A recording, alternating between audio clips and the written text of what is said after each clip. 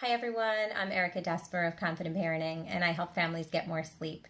This is the fourth video in my series on why your child did not sleep well last night. If you're just jumping in, make sure you look for the first three. Those reasons were bedtime falling too late, lack of daytime sleep, and let's see, what was the third one? Wakeful windows that are too long. So if you feel like you already have all that under control, then there is a fourth reason that might be contributing to your child waking up really frequently throughout the night, and that is going to bed already asleep or even too drowsy. So what I want you to do is think about the scenario, the environment that your little one falls asleep in at the beginning of the night, and think about what that looks like.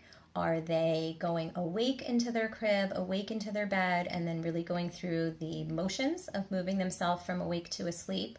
Or are they falling asleep in your arms, on the breast, on the bottle, on their sippy cup of milk, and then being transferred into their sleep space?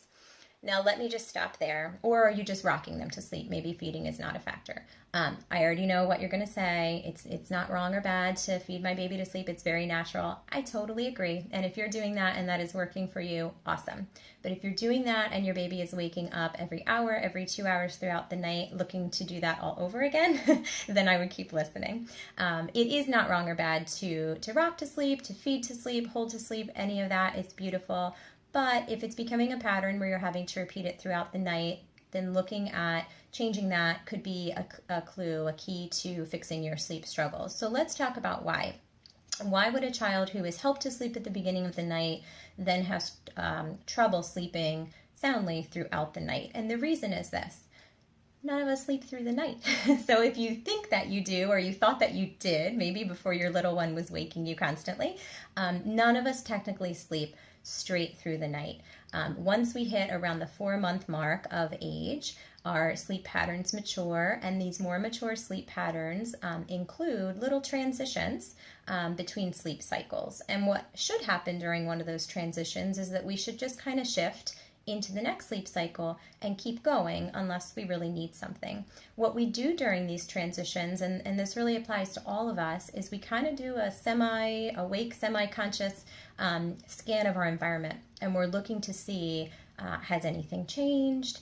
Is anything alarming? Is anything missing? Does anything need to be addressed? So using myself as an example, I have a certain position that I like to get in on my right side. I have a certain pillow I like to sleep with.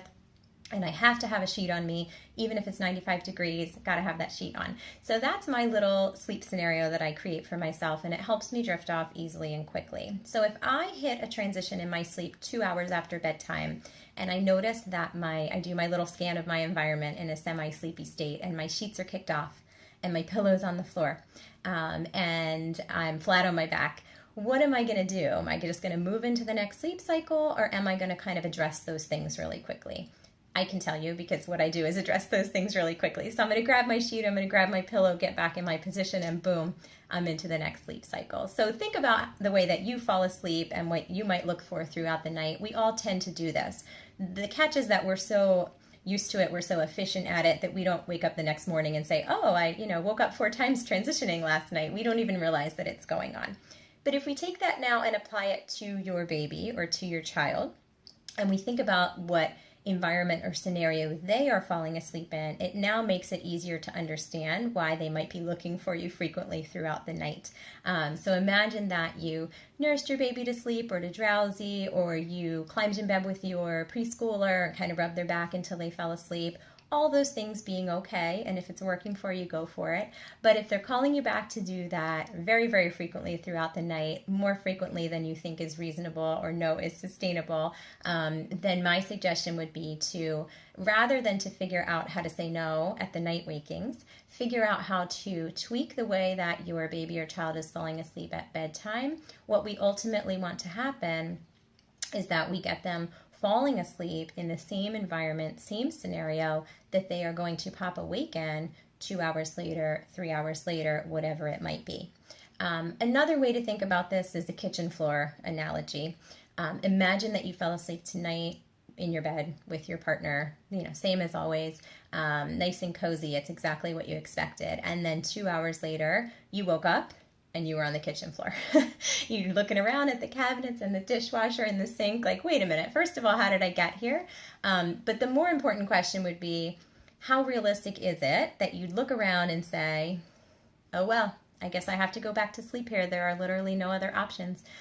That would be silly. If you decided to stay there, maybe eventually you'd get back to sleep, but it wouldn't be comfortable, it wouldn't be cozy, it would be awkward, and it might take a while. Plus, there's a much better option back in your bed. So what you would want to do is go back to your cozy, familiar sleep scenario. And now if we take that and apply that to our little ones, that's really what they're often doing throughout their night. They're saying, hey, I fell asleep in one scenario and now I woke up in a completely different one.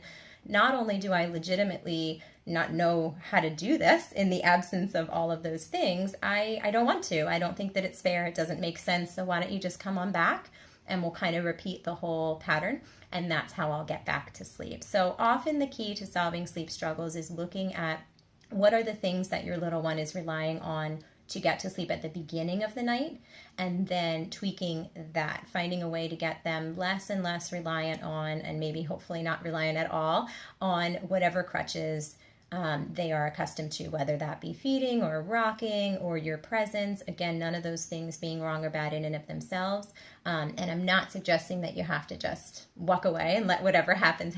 You want to think of ways that you can slowly get them less reliant on those things and slowly have them take over the role of going through the mechanics, through the motions of falling asleep at the beginning of the night more independently, and eventually, hopefully independently, and in the same sleep space where we know that they're going to pop awake a short time after. Remember that these transitions are a normal part of the structure of your older child's sleep, older being 4 months and up.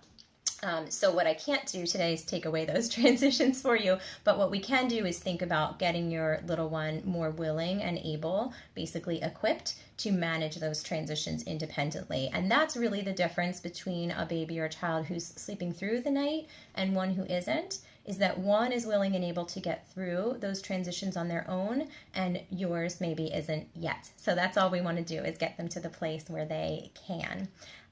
So if that rings true to you, I would give some thought to what to do overnight. Also, it's a lot more logical way to go about it from your child's point of view. If, for example, you have a toddler who's nursing to sleep and you decide you no longer want to nurse back to sleep overnight, a lot of parents come to me having tried to tackle the overnight waking, but leaving bedtime the way it is. And again, that's not wrong or bad. If you tried that or you want to try that, that's fine. But if we just put ourselves in that little one's shoes and look at it through their eyes, they're kind of saying, what? Why did you let me nurse to sleep a couple hours ago and now you won't let me do it again? That doesn't make sense. It isn't fair. And match that with my tenacious toddler temperament, and I'm just going to hold out forever. This is not going to get anywhere. So it's often easier from a little one's point of view to practice whatever you want to practice at bedtime first, and then follow it through in the overnight, rather than give them what they're used to in the overnight and then spring something new on them in the middle of the night. Before I go, I just want to touch on this concept of drowsy but awake, because probably every book you've looked at, every person you've talked to has said to you, well, just, you can keep feeding or rocking almost all the way to sleep. Just pull it back a little bit and make sure that they're drowsy but awake, and then get them into their sleep space. That's awesome. If you can do that and that works for you, work meaning you can smoothly get them into their sleep space. They don't pop fully awake and get upset. They don't feel tricked. And works meaning you see the results that you want to see in the overnight, then that is awesome. Go for it. Drowsy but awake is going to work for you. However, I'm not a big fan, and here's why. Most of the children that I work with, there's a couple reasons. One, drowsy can be a really hard spot to find. You might be listening and saying, like, what is drowsy? My child's either wide awake or sound asleep, and there's no kind of magical drowsy land in between. And that doesn't mean that you're missing it or you're not good at finding it. Some kids just move super quickly through that drowsy stage, and it's really, really elusive to find. So you might be trying to chase something that you're just never going to find, and that's going to be really frustrating for you. The second reason I'm not a huge fan of drowsy, especially with the older ones, older again, meaning 4 months and up, is that it's often like a bait and switch to them. So they get to this really drowsy, cozy place and they're so close to sleep, and then we go to move them and they realize it because they're older and they are aware. If you were falling asleep and someone tried to move you, you would probably notice and you would probably pop all the way awake. And then they're kind of irritated. I was just there. Why did you move me? Now I have to kind of do it all over again. And it can be harder for the brain and the body to shut down a second time when it just did it a few minutes ago. So sometimes with drowsy, we're really making it harder on our little ones than it needs to be. Again, this is not going to apply to all babies, but it has applied to a lot of the babies that I've worked with. So it can be hard to find. It can be hard to make the transfer work. They pop wide awake, and now we feel like we have to start over and repeat the whole thing, and I call that the transfer dance. We're always trying to get them to drowsy, trying to transfer them. It doesn't work. Trying to get them to drowsy, trying to transfer them. And all the while you're doing that dance, you're blowing the window that we talked about in the last video. So that can be really, really tricky. The final reason that I'm not a huge fan of drowsy in many instances is that, again, if we go back to the idea of your child kind of needs to go through the motions at the beginning of the night to be able to recruit those motions later in the night. It's one skill to be able to fall asleep at the start. It's a harder skill to go back to sleep when your sleep pressure is lower. You've had 2 or 4 or 6 or 8 or 10 hours of sleep. So we kind of want our little ones to have like black belt level skills, I would say. My son takes karate, so I always use the belt analogy. We want to make sure that your baby doesn't have entry level skills at the beginning of the night, because that's not wrong or bad, but those entry-level skills, when your child tries to recruit them in the middle of the night, may not be enough. And that's what drowsy sometimes amounts to. Yes, they know that you're putting them down. Yes, they know they're going into their crib or their bed, but they're not going through the motions enough that they have the skill level required to put themselves back to sleep later in the night. So if you want to aim for drowsy, and that's the next best step from what you've been doing, go for it. It's a great next step. But if you can't find it, if it's more trouble than it's worth, or if you're doing it and you're just not seeing any improvement in the night waking, then I would say you want to find a way to put your child down awake, do a nice predictable routine into their sleep space awake, and then you're going to want to choose how you help them cope with the fact that that's different from what they're used to, and that's a whole nother video, of course. But reason number 4 is going down fully asleep or too drowsy and relying on lots of crutches, sleep associations to get themselves to sleep. So if you feel like you had all the other things in place, but this rings true, I would take a look at your bedtime process and see what changes you can make there. Also stay tuned. There's one more video in the series, one final reason why your child may not have slept well last night. And of course, if you can't sort sleep out on your own, then come and find me. I do work with families one-on-one, and I'm happy to help you create a sleep solution and get your family on a better track. Thanks for watching, and I'll be back soon.